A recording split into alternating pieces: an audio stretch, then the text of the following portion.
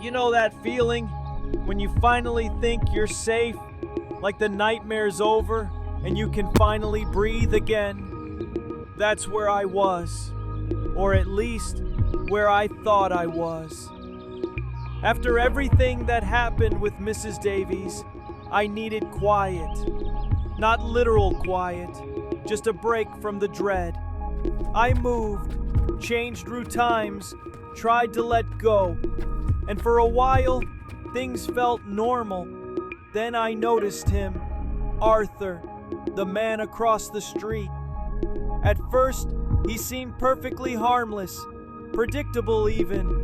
He watered his garden every morning, left for work at 7:15, returned around 5:30, waved politely if our eyes met. He was the kind of person you almost appreciate for being so consistent. I think part of me was grateful for that, but then, one night, he broke his routine. I saw him step out wearing a black suit and a wide-brimmed hat, nothing like his usual style. He didn't go to his car. He just got into a cab, briefcase in hand, and disappeared. And something about that moment, it felt wrong, like I just missed something important. After that, I started paying closer attention. That's when the late-night deliveries began. Brown paper packages, unmarked, dropped at his door by people who never stayed long enough to be seen clearly. They weren't deliveries, they were messages or warnings. At least, that's how they felt. I told myself I was overreacting. Trauma residue from the past. Maybe I just needed rest. But then, one of those visitors dropped something on the sidewalk, a small silver key. I picked it up, not thinking much of it, but as soon as it touched my hand, I felt it, like something cold had entered my bloodstream. And from that moment on, I stopped feeling like a bystander. I was part of something I didn't understand. Arthur started looking back at me, watching, not just casually, it was intentional. And the way he stared, it wasn't curiosity, it was ownership, like I was already his. I started locking my doors twice, sleeping with the lights on. I couldn't explain it, but I knew something had shifted. Then came the envelope. Slipped under my door one morning, no return address.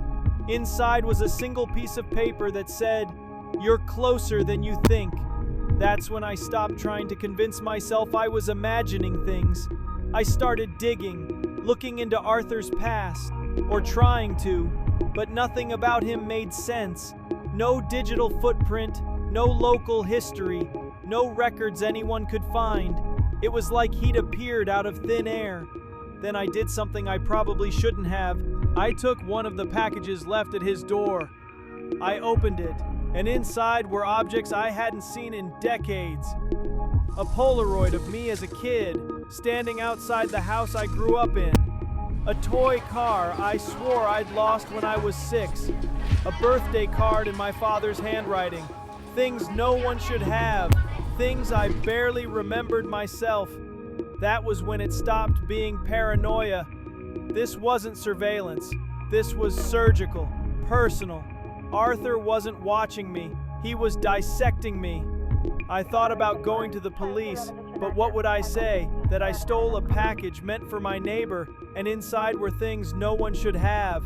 That somehow Arthur had objects from my childhood, photographs, handwriting, pieces of a life I never shared with anyone. How do you explain that without sounding insane? So I did the only thing that made sense. I kept watching him. But the more I watched, the more I realized something was off. He never aged, never slept, never made mistakes. Sometimes I'd see him in his window, and his reflection wouldn't quite match.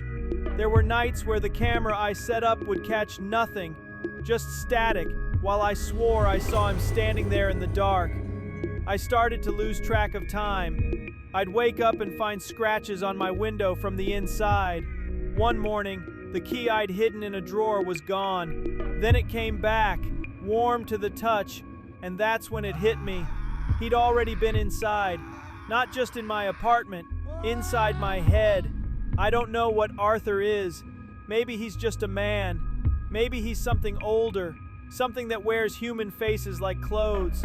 But every night, he's there, across the street, behind that glass, standing still, eyes locked on mine. And I know one thing for sure. He's not waiting for me to act. He's waiting for me to break. And maybe I already have.